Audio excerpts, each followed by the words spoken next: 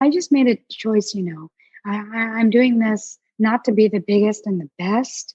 I'm doing this not for, it's how I make my living, but that's not the only goal. Um, I made a personal choice not to engage anymore. And that kind of bickering and the arguments and the blasting, because it's just not productive. And it does not set a good precedent for Native people who want to be represented in a lot of spaces. So, been there, done that. That was an experience that I had. And the moral of the story is regardless if you are going to defend yourself for someone stealing your design or whether or not you don't care very much, um, if it feels wrong, it is wrong. That's just what I live by now in the art world is if it feels like it's not right, it's probably not right. And if everyone lived that way and did business that way, I doubt we'd have as much bickering as we did.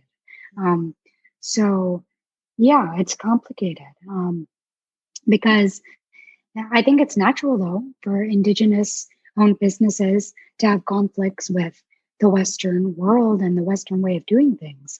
Because Indigenous led is communal, but in a capitalistic society, it's like, no, I own that and that's mine. So trying to work with those two is so hard. So any artist, whether you're urban or rural, you're going to have those issues and feel like I'm doing everything wrong. Nothing's going right. So just, give yourself a break and just live by that simple rule. If it feels wrong, it is wrong.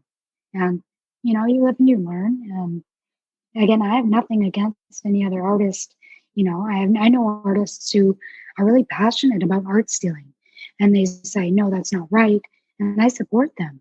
But for people like, me or my mom, they're copying one of our cookbooks. It's like, man, that was a good cookbook design. I get why she's wearing it now.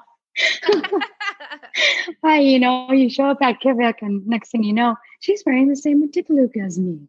You don't really care as much as you think you would. So it depends, Now, if someone was copying, tracing my artwork, a print that I did, that to me is art stealing. That's different. But a generic design, like an ulu or a beaded design, for example, it's a case by case basis. So yeah, there's a lot of tension and pressure among jewelry makers that we somehow have to get past because holy cow, this isn't how are we going to continue down this path if this is the path we're making? It's hard. Yeah, It's really hard. I was shocked. I didn't know it was that real and that it was that contentious because everyone is real fired up about it. With my first experience with bickering with another artist, I've chosen to not engage at all with any type because it gets very serious. Mm-hmm. Some Indigenous artists are very cutthroat. Let's be honest. They're very cutthroat with people copying, or it's a whole thing of its own. It's its whole universe of its own, where if you want to get caught in the fire, you go ahead and go poke around in those issues. But I have learned to stay away for the most part because, again, it gets very serious. It's not like a little thing anymore. Yeah. It's like tribal warfare. It's amazing. It's tribal warfare. Yes, it is. So, you just look at it and you think, there is no way stuff like this happens. We're an Indigenous community. There's no way we're fighting like this, with just face-to-face fighting, but it's real. And there people get really nasty about it. And that's got to change at some point. I don't know how it's going to change. I don't know what we're going to do to address this problem, but it needs to stop because one, we're not setting ourselves up for success as a community. And two, it just doesn't look good for Indigenous artists and communities. There's got to be a better way to hash out these issues. So yeah, I get how, you think there's no way I'm going to get caught up in something like this. Then you do. And then you're like, oh gosh, how do I deal with this?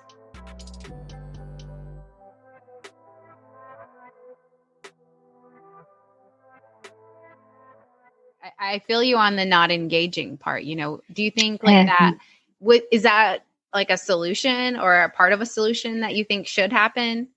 Well, it's my solution because again, I've got so many other things going on, but I it's been working for me, not engaging with, that kind of toxic culture that I once engaged in has been great for me. It's allowed me to focus on my designs. It's allowed me to focus on rebranding. Um, so if you're starting out as an artist, just being aware of, there's a culture there that is nasty.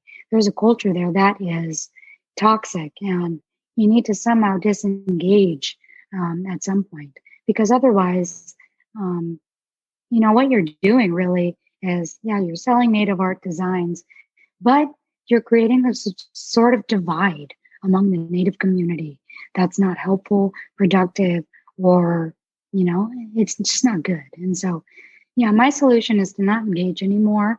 And what I did was, when I did have that bicker, that argument with the native artist, 3 months into my business, I emailed her and I said, I am sorry that this went down. And it took a lot to say sorry for me. I'm not one person to roll over on my back really fast. So I emailed her. I made this long thing. I was talking with my mom and I was like, can't believe I'm apologizing to her. Are you kidding me? Everything I've been through. But, I decided I need to apologize, because how dare we act this way? And we're supposed to be the ones, representing our native and our native heritage. So, that was my first and only experience. I apologize. I put that sort of behavior behind me because I don't want to be a toxic person. I don't want to participate in any kind of behaviors that way. And so, yeah, that was tough.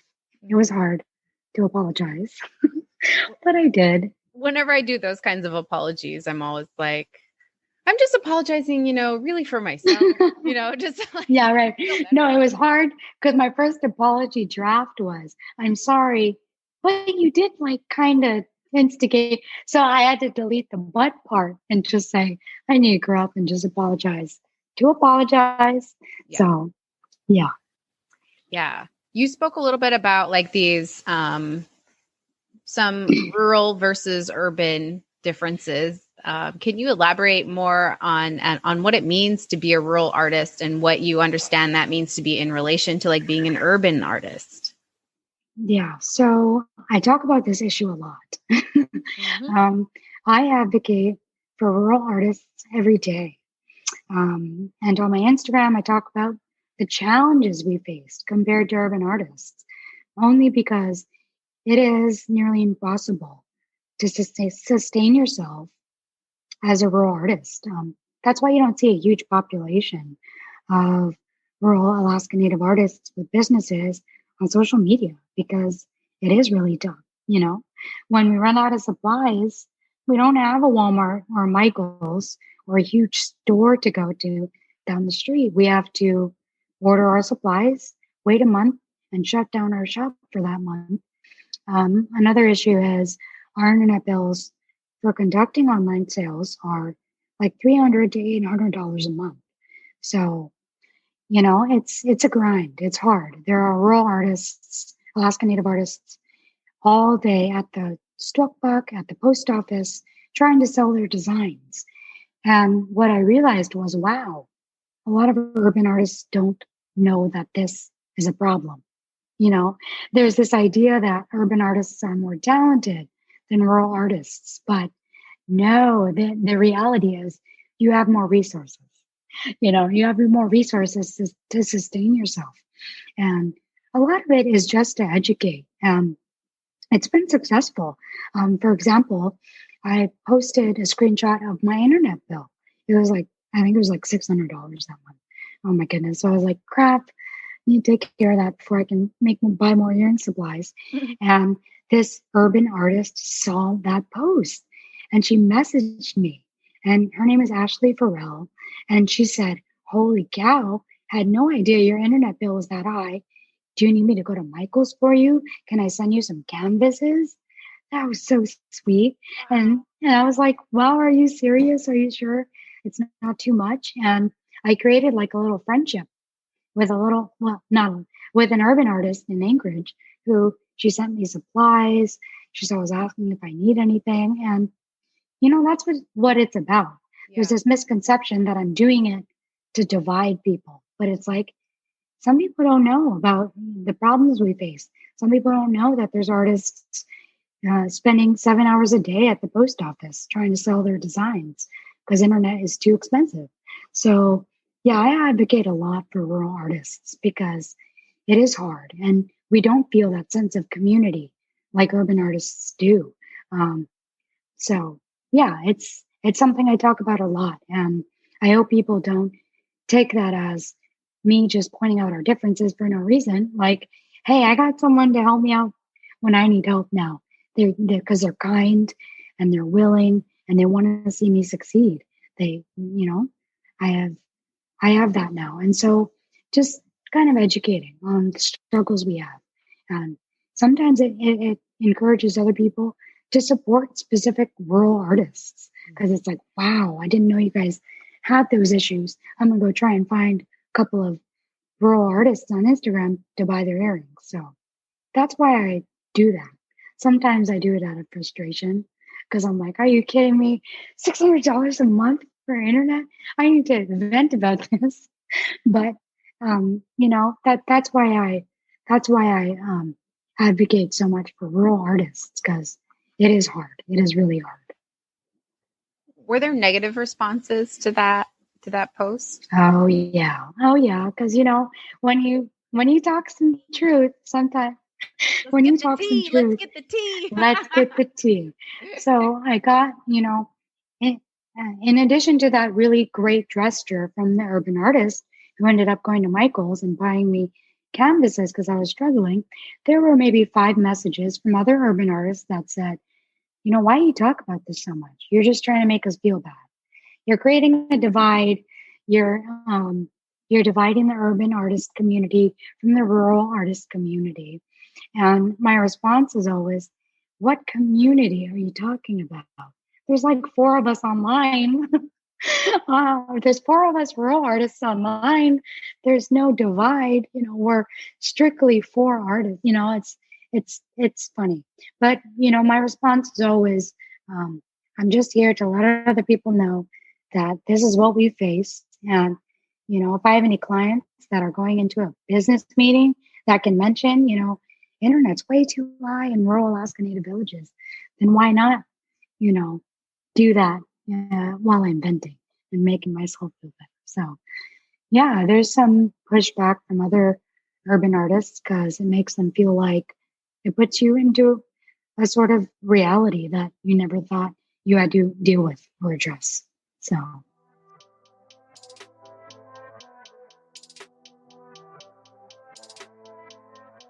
But that's the thing, though, like accepting your own privileges allows you to see things in the right light so that you're able to advocate in the way that you should be. And so, with things like that of recognizing your own privileges, you're now in a position where you know exactly what you should say if you want to help another group of people, if you want to help another Indigenous community. You know what to say, the truths behind the issues, and you're better able to advocate in that way. So I think it's super necessary to recognize our own privileges. But so yeah, that's why I'm so set on urban artists just saying, you know what, you're right. We got a Michael's down the street. Like, let's find a couple of rural artists who need us to put something on NAC or put something on Alaska Airlines to create that real sense of community that we need. Because I don't think we'd be bickering as much if we had a real sense of community. Mm-hmm. And so that's what it's all about. So yeah, recognizing privilege is hard, but it's so necessary in order to see things in a more truthful light and then advocate on those issues.